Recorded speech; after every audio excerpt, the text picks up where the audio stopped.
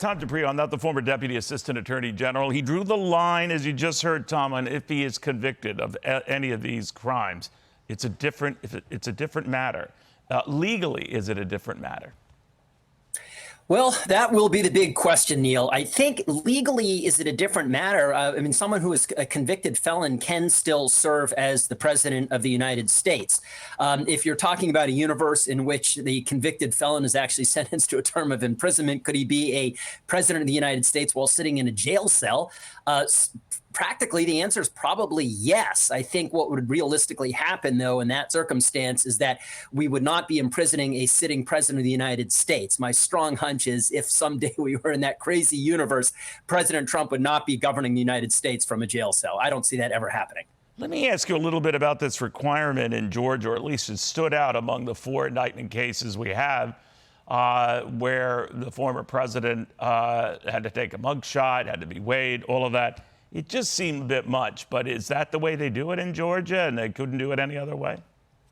Well, it is the way they normally do it in Georgia. And I think that the thinking of the Fulton County sheriff was we're going to treat former President Trump like we would any criminal defendant and put him through this process. But is it strictly necessary from a law enforcement perspective? Absolutely not. My goodness, former President Trump is one of the most recognized people on the face of this planet. And the idea that you would need to have a picture of him out there, you would have to know his height and weight in order to identify him if he were to jump bail, that's absurd. I think what they did here was they just wanted to send a loud message that we are going to be treating him the same as we treat everyone else, no exceptions. You know, I wanted to pick your brain a little bit as well, my friend, on the fact that there are 19 people here who had to take these mugshots, had to go through all this rigmarole.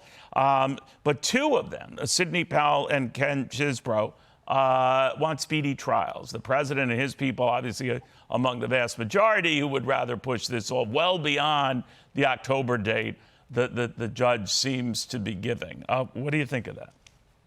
I think it's a bold and aggressive move on their part. I'm not sure whether it's the smartest litigation strategy. I think that their idea here was that maybe they could catch the district attorney off guard. In other words, they might have said, look, she's gambling on a trial that would occur maybe next summer or something like that. Let's say, hey, we're ready to go, in a couple months. And maybe by that point, she won't be ready. She won't have prepared the evidence. She won't have prepared the witnesses. She really won't be ready to put a case on that quickly. My guess is that's what's driving it.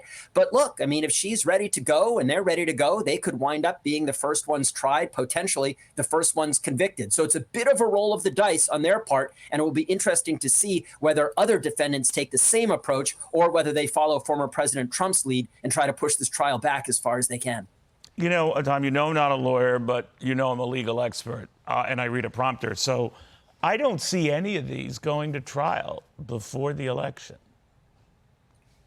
I tend to agree with that, Neil. I certainly can't see a trial against former President Trump going ahead before the election. To me, that Georgia case especially is just so sprawling, so broad in what she's alleging. There's no possible way you could try that before the election. The only exception I might make is if these people like Chisbro, Powell say, look, we're ready to go in a couple months, and the judge is willing to carve those defendants out and allow the DA to try her case against them individually.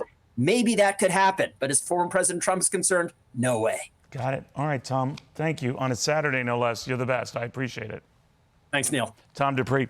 Hi, everyone. I'm Brian Kilmeade. I want you to do me a favor. I want you to click to subscribe to the Fox News YouTube page. This is the only way that I know for sure that you're not going to miss any great commentary, any great news bites, any great interviews coming your way on Fox. You can get it all here on YouTube. So subscribe right now.